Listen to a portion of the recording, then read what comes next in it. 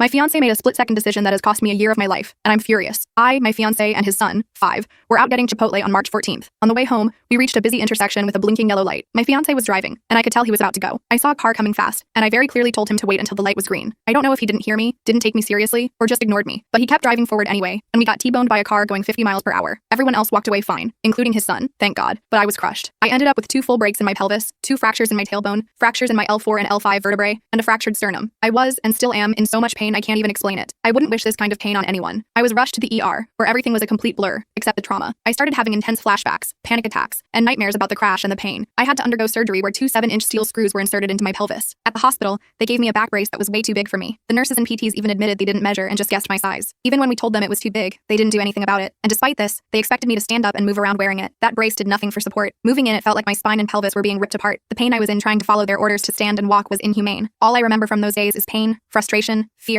and this overwhelming sense of helplessness. After about a week, I was transferred to a physical rehabilitation center. I didn't want to eat. I didn't want to bathe. I didn't want to move. I was so depressed and in so much pain that even thinking about shifting in bed made me cry. I had to depend on strangers for the most basic things, going to the bathroom, bathing, even feeding myself. As someone who's always been independent, it was utterly humiliating and devastating. I'm home now, but my recovery is far from over. Doctors and physical therapists all told me the same thing. You have the second worst kind of break anyone can experience. You'll need at least a year to recover, if not longer. You can't put weight on your right leg for 3 months. No bending, no twisting. And even after the 3 months, it'll be a very slow process. And that's the part that's eating me alive. Because before this, I was finally getting my life together. I was working on my health. I was eating right, doing CrossFit regularly, getting stronger, and finally meeting people and socializing. I had just gone back to college. I was finally building structure into my life after being recently diagnosed with ADHD. And now, it's all on hold. I can't work out. I can't leave the house unless it's for a doctor's appointment. I can't do anything by myself. And it feels like I lost everything I was working so hard to build. And even though my fiancé has been supportive through all of this and is helping take care of me, I'm so angry at him. I told him. I warned him. I said, don't go. Wait. And when I asked him why he kept going, he just said, I don't know. And that I don't know is now costing me an entire year of my life, maybe more. And I'm the one who's paying for it every single day. Update. He's been devastated. He has apologized to me multiple times. At the crash site, in the hospital, during rehab, and at home. He's also been having panic attacks himself as of lately, something that he's never experienced prior to the accident. There was one moment where he called me panicking because he couldn't find his truck keys